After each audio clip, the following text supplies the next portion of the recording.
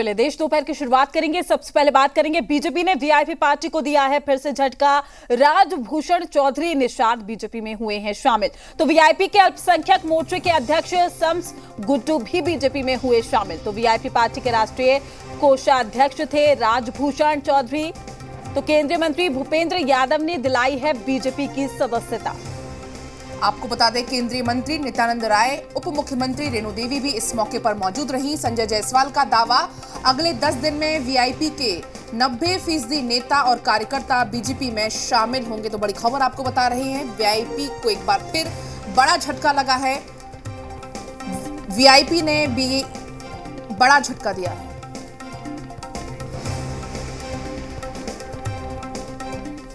तमाम जानकारी के साथ हमारे संवाददाता रुपेंद्र श्रीवास्तव हमारे साथ जुड़ चुके हैं। रुपेंद्र, क्या कुछ जानकारी?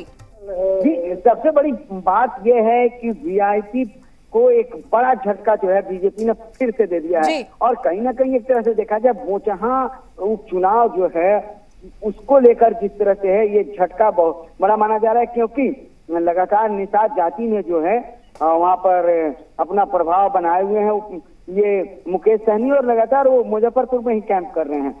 और ये तमाम जो लोग हैं वो समस्तीपुर और मुजफ्फरपुर से आते हैं। तो ये तमाम जो लोग हैं उनका जो है ज्वाइनिंग जो है वो बीजेपी में कराया गया है। और खास बात ये है कि जिनका ज्वाइनिंग कराया गया है वो कोषाध्यक्ष थे पार्टी का, और उनको जो है बीजेपी जो अपने में ज्वाइन किए। संजय जायसवाल ने साफ तौर पर यह कहा है कि अगले 10 दिनों में वीआईपी पार्टी के 90% जो कार्यकर्ता और नेता जो है वो बीजेपी में शामिल हो जाएंगे। तो एक तरह से देखा जाए कि झटके पे झटका जो है बिल्कुल रुपेंद्र, एक के बाद एक वीआईपी को झटके पर झटके मिल रहे हैं। आपने जिस तरीके से बताया अभी कि 90% नेता और कार्यकर्ता संजय जायसवाल ने कहा है कि वीआईपी में शामिल होंगे। तो आपको क्या लगता है अब वीआईपी की तरफ से अगला क्या कदम होगा? देखिए, अब वीआईपी की तरफ से अभी तक आधिकारिक बयान कोई नहीं आया है। पार्टी का कोई भी प्रवक्ता जो है या प्रदेश अध्यक्ष या राष्ट्रीय अध्यक्ष किसी ने अभी बयान नहीं दिया है।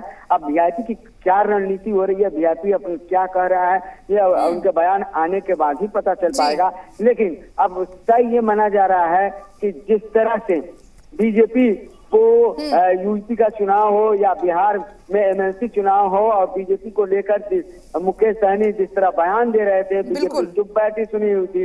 लेकिन बीजेपी पहले से प्लानिंग कर रही थी, और वही प्लानिंग का हिस्सा है कि झटके पे झटके जो है वो बिल्कुल रुपेंद्र, तो झटके पर झटके वीआईपी को लग रहे हैं। फिलहाल आपका बहुत बहुत शुक्रिया तमाम जानकारी हम तक पहुंचाने के लिए।